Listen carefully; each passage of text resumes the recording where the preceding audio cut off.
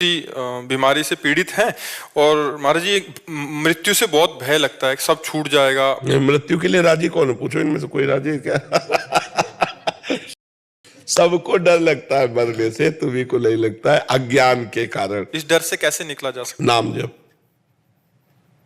भगवान के नाम जप में अपार सामर्थ्य है कि नाम जप करते हुए प्रहलाद जी मृत्यु पर विजय प्राप्त कर लिए। आग में जलाए गए, पर्वत से दबाए गए, जल में डुबाए गए, जहर पिलाया गया, हाथियों से कुचलाया गया, लेकिन उनको मृत्यु नहीं छू पाई।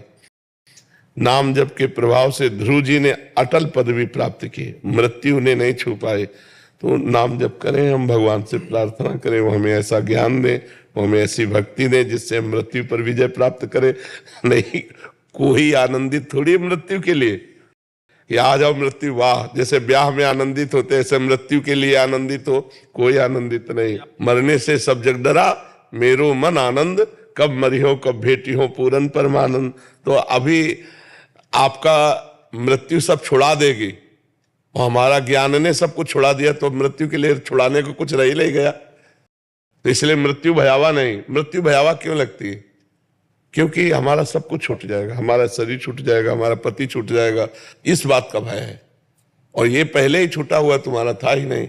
माया के द्वारा ये अज्ञान केवल प्रकट हो गया कि मैं हूं, इसलिए भजन करो, तब अध्यात्म ही मृत्यु से बचा सकता है, दूसरा कोई नहीं। मौत तो महबूबा है, साथ लेकर जाएगी। वो भी साथ नहीं ले जाती, वो साथ थोड़ी जाती है, वो केवल शरीर छुड़ाती है, वो हमारे साथ नहीं जाएगी। मृत्यु साथ नहीं देती।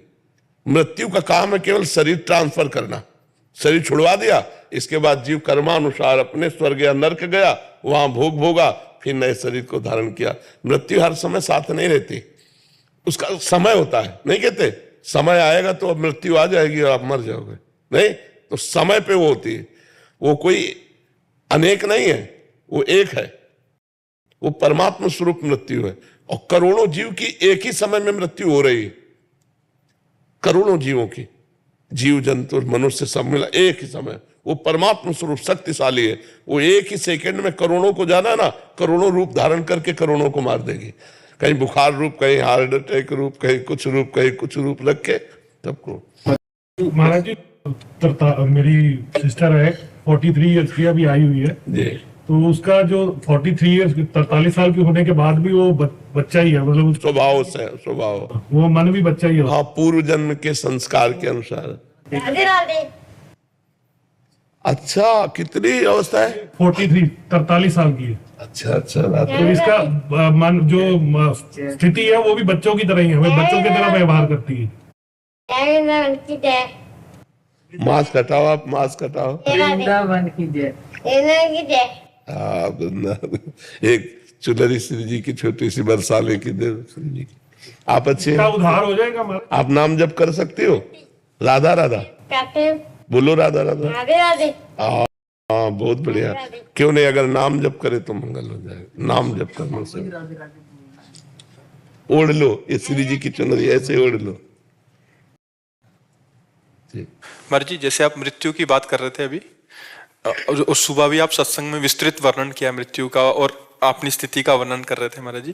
वैसे ही महाराज जी, जैसे कबीरदास जी महाराज जी के मरने से सब जग डरा, मेरो मन आनंद, तो महाराज जी ऐसे क्या सब और भी शास्त्रों में वर्णन करते हैं आप? तो सबका एक स्थिति में जाके महापुरुषों का चित्त का एक ही जैसी स्थिति हो जाती है, मृत्यु से भय खत्म हो जाता है।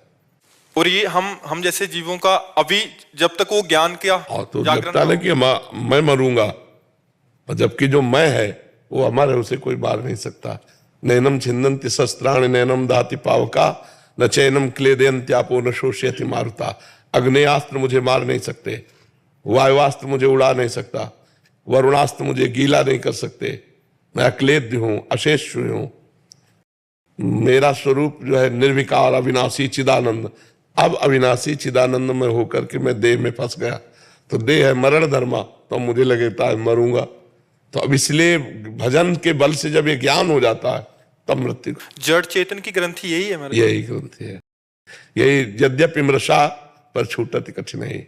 यही जो अपने स्वरूप को भूलकर मैं स्त्री हूं, मैं पुरुष हूं, ऐसा मान लिया गया, यही जड़ चेतन ग्रंथि है। और यही दुख, शोक, चिंता, भय ये पूरा जीवन देती रहती है। इसी को ज्ञान के द्वारा नष्ट करते हैं। तो जब भगवान का भजन होता है, हृदय निर्मल होता है, तो वैसे भी ना भी ज्ञान हो तो भजन करने वाले को अंतिम समय ऐसे होता है जैसे हाथी के गले से माला टूट गई और उसे पता भी नहीं चला। जैसे स्वप्न में ऐसे शरीर छूट जाता है, नहीं तो बड़ी दुर्गति होती है। जन्मत मरत दुषा दुख होए, बड़ी दुर्गति होती है। इसलिए खूब नाम जप करो, दूसरों का उपकार करो, कोई पाप कर्म ना करो, तो भगवान की कृपा से मृत्यु का भय शांत हो जाएगा। की वाणी को 1.5 वर्ष से सुन रही हूँ, आपकी कृपा से आपकी आज्ञा पर चलने का प्रयासरत हूँ।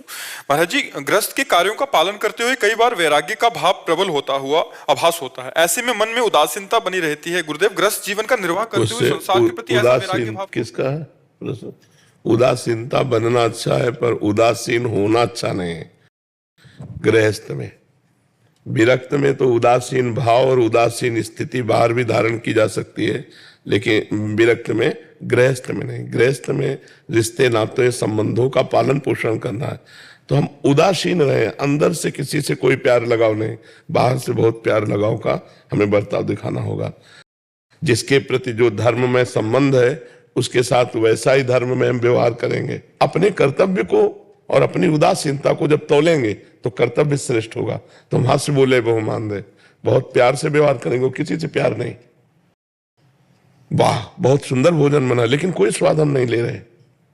आओ आओ, बहुत दिनों बाद मिले, ऐसा लगा कि प्राण मिल गए, हमारा कोई खुशी नहीं। लेकिन व्यवहार है, हम व्यवहार में दरिद्रता क्यों बर्ताव करें? हम व्यवहार में उदारता का स्वरूप रखें, अंदर से उदासीनता, मतलब अपने तो उदासीन जीवन ही रहा है, लेकिन फिर भी हमें व्यवहार करना पड़ रहा है जी, नम्रता पूर्वक, वैसे व्यवहार, वैसे ही चर्चा, तो ऐसे आपको करना चाहिए। ये नाटक है संसार, इसमें जो नाटक दिया, बहन का नाटक, पत्नी का नाटक, जो नाटक दिया है, बेटी का नाटक, वो नाटक पूरा ठीक से निर्वाह करो। न कोई किसी का है, न कोई किसी का था, न कोई किसी का रहेगा पक्का। यहां से मेला कितना भी जुटा लो, लेकिन हंसा जब जब उड़ा तो अकेला उड़ा। जिंदगी में लाखों का मेला जुड़ा और हंसा जब जब उड़ा तो अकेला उड़ा। बस ये बात ध्यान रखो। तो नाटक करना है, यहाँ व्यवहार का नाटक, कहीं पिता का नाटक, कहीं पुत्र का नाटक, ये सब नाटक करना है। अपने नाटक में कमी मत रखो, जो रोल दिया है भगवान ने वो रोल करो, पर उदासीन रहो। ये सत्य नहीं है, सत्य मात्र एक भगवान है। ये सत्य न था, न है, न रहेगा। वो है, वो था, वही रहेगा। तो उसी का चिंतन करते थे जी। उमेश चंद्र भारद्वाज जी, राधा वल्लभ सिंह। महाराज जी, आपके चरणों में कोटि कोटि प्रणाम। महाराज जी, आपके निज शिष्यों पर आपकी कृपा बरसती रहती है। हम लोग ग्रस्त में हैं, आपकी सेवा से दूर हैं, आपके निज प्रिय शिष्यों तो हम स्वार्थी हुए ना, फिर तो स्वार्थी तो नहीं होते, संत जन तो स्वार्थी नहीं होते। पर अगर ऐसा देखा जाए तो फिर स्वार्थी लगेंगे ना? नहीं, इसमें हमारी कृपा की बात नहीं, इसमें इनके समर्पण की बात है। ध्यान रखना, इन्होंने अपने सारे सुखों को त्यागा है, सारे संबंधों को छोड़ा है, तो इनको फिर लाभ तो मिलेगा ही। जितना हम अपने को संसार में फंसाए रखेंगे, उतने भगवान की बरसती हुई कृपा से भी हम वंचित रहेंगे।